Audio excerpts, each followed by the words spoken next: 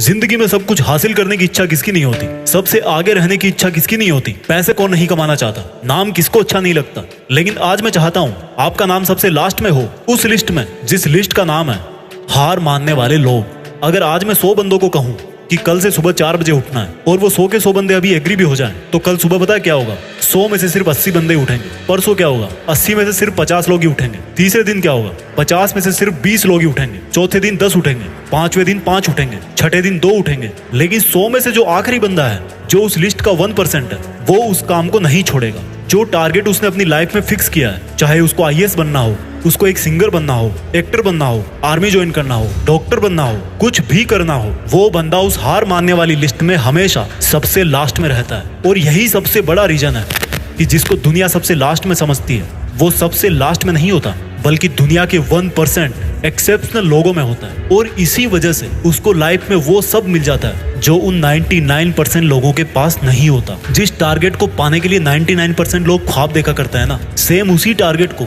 वो 1% बंदे हासिल कर लेते हैं जिन्होंने अपने 99% सुखों का त्याग कर दिया। 100% तो कोई भी नहीं होता, लेकिन परफेक्ट बनने का इरादा 100% होना चाहिए।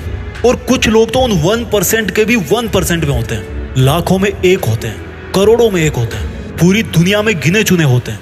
लेकिन उनकी शुरुआत है ना, वो उसी लिस्ट से होती है जो मैंने आपको शुरू में बताई थी। जिंदगी में कुछ भी छोड़ने की हिम्मत कर लेना, लेकिन मेरे दोस्त, हिम्मत छोड़ने की हिम्मत मत करना। जिंदगी में किसी भी हार को गले लगा लेना, लेकिन हिम्मत हारने की हार को कभी गले मत लगाना। अगर आपको दुनिया के 1% लोगों में आना है, तो उस माइंड सेट से बाहर निकलना पड़ेगा जिसमें आपके आसपास के 99% लोग फंसे हुए हैं। वो 99% लोग यही सोचते हैं कि जो काम आप कर रहे हो उससे कोई फर्क नहीं पड़ता। लेकिन मैं कहता हूँ फर्क पड़ता है मेरे भाई।